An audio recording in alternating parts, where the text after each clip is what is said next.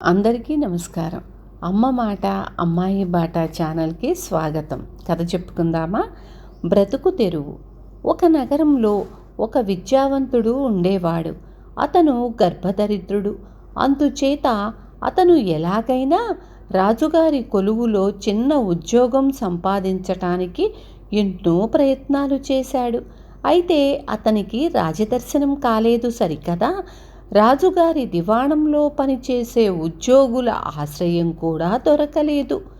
కానీ తాను ఎలాగైనా బ్రతకాలి, కూటి కొరకు కోటి విద్యలన్నారు. ఆ కోటిలో ఏదో ఒకటి ఎన్నుకుంటే తప్ప అతనికి పొట్టగడవదు.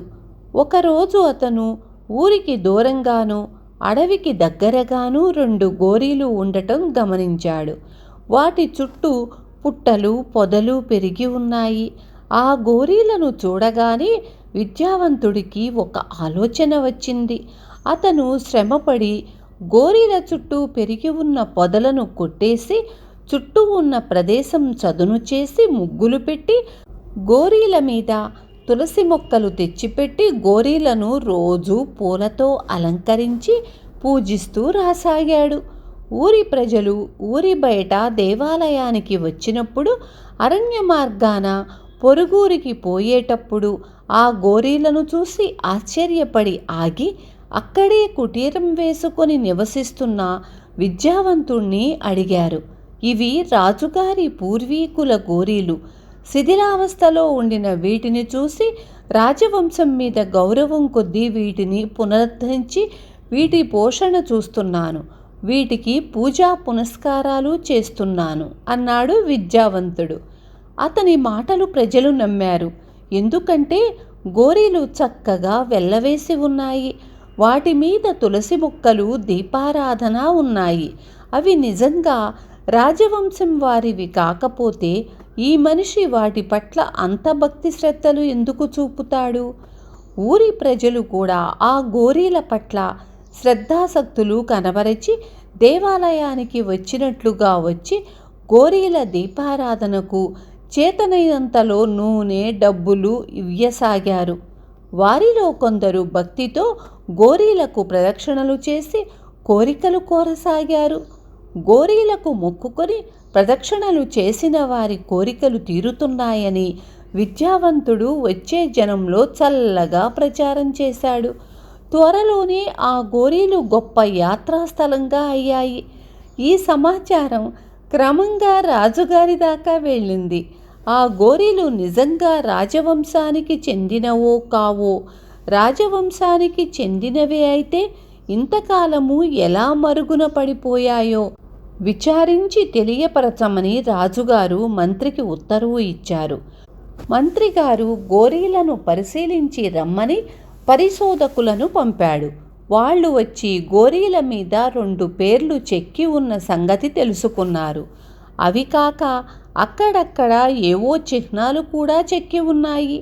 ఆ వివరాల వల్ల వెంటనే ఏమీ తేలలేదు. రాజుగారు తమ వంశవృక్షం వివరాలు తెప్పించి పరిశీలింపచేశాడు. 14 తరాల క్రితం ఆ గోరీల మీద పేర్లు గల భార్యాభర్తలు దేశాన్ని పాలించినట్లు స్పష్టమయ్యింది. గోరీల మీద ఉండిన చిహ్నాలు కూడా ఆనాటి రాజవంశపు చిహ్నాలే. మన వంశ ప్రతిష్టను తన స్వశక్తితో పునరుద్ధరించిన ఆ మనిషికి ఏమిచ్చినా మన రుణం తీరదు అని రాజు విద్యావంతుణ్ణి తన వద్దకు పిలిపించి ఆ గోరీలు రాజవంశానివని ఏ ఆధారంతో కనిపెట్టగలిగావు అని ఆసక్తిగా అడిగాడు. మహారాజా, నేనేమీ కనిపెట్టలేదు. మరో విధంగా తమ దర్శనం లభించక కంటబడిన గోరీలను బ్రతుకు తెరువుగా ఉపయోగించుకున్నాను. నా ఈ మోసం తమదాకా వస్తుందనుకోలేదు. నన్ను మన్నించండి. నా మోసం ప్రజలకు చెప్పుకొని మరొక బ్రతుకు తెరువు చూసుకుంటాను. గర్భదరిద్రుణ్ణి. నాకు విద్య అయితే అబ్బింది కానీ ఎంత ప్రయత్నించినా ధనం అబ్బింది కాదు అన్నాడు విద్యావంతుడు. నువ్వు ఎవరినీ మోసగించలేదు. అవి రాజవంశపు గోరీలే. మధ్యకాలంలో రాజవంశంలో దీర్ఘకాలపు కలతలు ఆ గోరీల విషయం పూర్తిగా మరుగున పడిపోయింది. తెలుసో తెలియకో నువ్వు వాటిని ఉద్ధరించి మాకు చాలా మేలు చేశావు. నీకు అసలు రాజదర్శనం ఎందుకు కావలసి వచ్చింది అని రాజు అడిగాడు. చెప్పాను కదా మహారాజా, కటిక దరిద్రుణ్ణి. నేను చదువుకున్న చదువు నాకు తమ కొలువులో చిన్నపాటి ఉద్యోగం ఇప్పిస్తుందేమోనని ఎంతగానో ఆశపడ్డాను. నా ఆశ తీరలేదు అన్నాడు విద్యావంతుడు. నీ ఆశ తప్పక తీరుతుంది. నీకు నా కొలువులో మంచి జీతంతో ఉద్యోగంతో పాటు మాన్యం కూడా ఇప్పిస్తాను అన్నాడు రాజు. ఆ విధంగా కాకతాళీయంగా ఆ విద్యావంతుడు తన ఉదరపోషణ చూసుకునే ప్రయత్నంలో రాజవంశానికి గొప్ప మేలు చేసి రాజాదరణకు పాత్రుడై ప్రసిద్ధి చెందాడు. విన్నారు కదా, తెలియకుండా చేసిన చాలా మంచి పని చేశాడు కదా. రేపు మళ్ళీ ఇంకొక మంచి కథతో మీ ముందుకు వస్తాను.